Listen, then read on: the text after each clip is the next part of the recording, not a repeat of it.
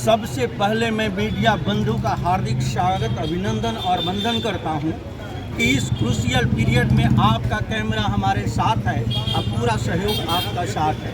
मैं SL. Thakur, all India Life Insurance Agent association का राष्ट्रीय अध्यक्ष, आज मंडल कार्यालय वाराणसी भारतीय जीवन बीमा निगम के गेट पर आज मीडिया बंधुओं को मैं बताना चाहता हूँ कि पूर्व निश्चित कार्यक्रम अनुसार जिसकी की सूचना कार्यकारी अधिकारी और प्रबंध निदेशक मुंबई को दिया गया, भारतीय जीवन बीमा निगम के उत्तर मध्य क्षेत्र के क्षेत्रीय प्रबंधक को सूचना दी गई, वरिष्ठ मंडल प्रबंधक को सूचना दी गई कि 1 अक्टूबर 2024 के हुए परिवर्तन में अभिकर्ता और पॉलिसी धारकों के हितों को नज़रअंदाज किया गया है, संस्था के हितों को नज़रअंदाज किया गया है।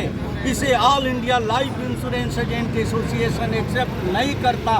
सभी के हितों के रक्षार्थ इसे तत्काल प्रभाव से वापस ले। दूसरा, 1972 रेगुलेशन अमेंडमेंट 2017 संविधान द्वारा प्रदत्त शक्ति अभिव्यक्ति की स्वतंत्रता के साथ साथ जीवन जीने की स्वतंत्रता को नकारता है। यानी प्रबंधन द्वारा ये कुटरचित नियमावली जो बनाई गई है, इस अधिनियम का all India Life Insurance Agent association निर्णय निंदा करता है तथा इसे वापस लेने की मांग करता है, क्योंकि ये फंडामेंटल राइट का उल्लंघन करता है।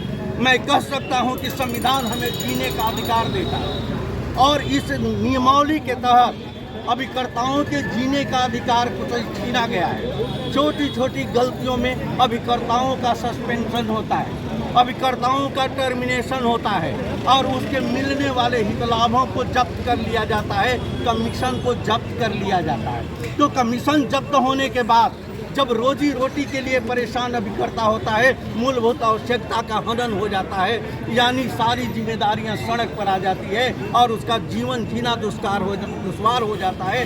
तो ये कहना अतिशयोक्ति नहीं होगा कि जीवन जीने का अधिकार प्रबंधन द्वारा छीन लिया जाता है, जो कि फंडामेंटल राइट का उल्लंघन है। क्या मांग करते हैं आप? यही मांग है। दूसरी बात, पॉलिसी होल्डरों के साथ कितनी बड़ी समझ लीजिए कि धोखा होता है, इस पर भी ध्यान देने की जरूरत है।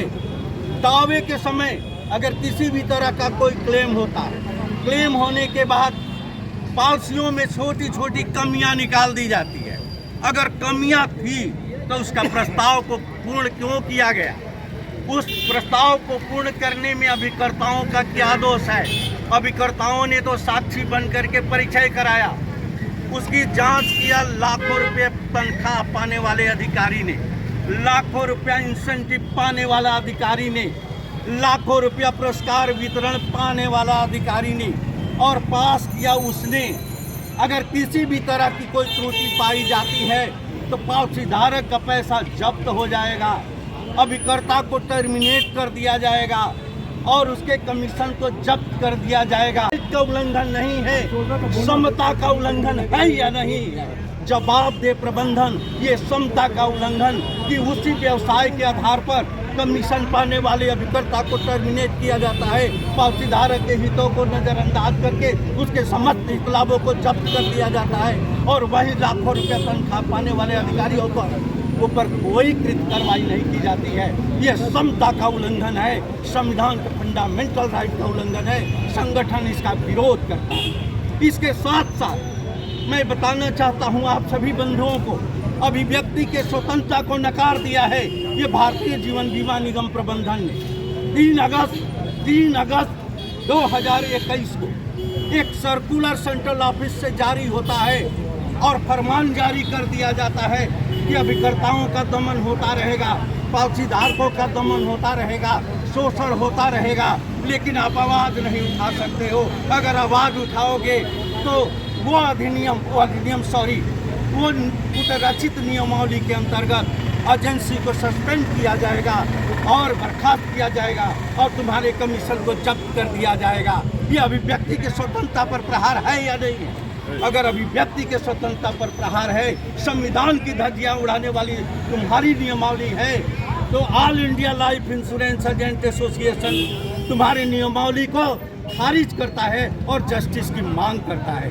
यही आज का आंदोलन है, यही आज का हमारा प्रदर्शन है, जिसको लेकर के ये हम कोशिश करेंगे कि प्रबंधन आवे, फेस करे और जवाब दे। ये सच्चाई है कि संविधान से बड़ा न तो विधि होता है और न तो कोई निगम की नियमावली होती है। तो संविधान को नज़रअंदाज करके अपनी तेज कार्रवाई को जब तक बंद नहीं करेगा प्रबंधन, पावतीधारक अभिकर्ताओं के शोषण को जब तक बंद नहीं करेगा प्रबंधन, तब तक ये इनका चलता रहेगा, चलता रहेगा, चलता रहेगा। आज के आगे क्या कार्रवाई है? कुछ ज्ञापन सौंपने का? आज हम सवाल पूछने के लिए यहाँ उपस्थित हैं कि फंडामेंटल राइट के अंतर्गत अभिकर्ताओं और पॉलिसी धारकों का शोषण के लिए जिम्मेदार कौन? जवाब दे कार्यकारी अधिकारी और प्रबंध निदेशक मुंबई, जवाब दे क्षेत्रीय प्रबंधक उत्तर मध्य क्षेत्र भारतीय जीवन बीमा निगम।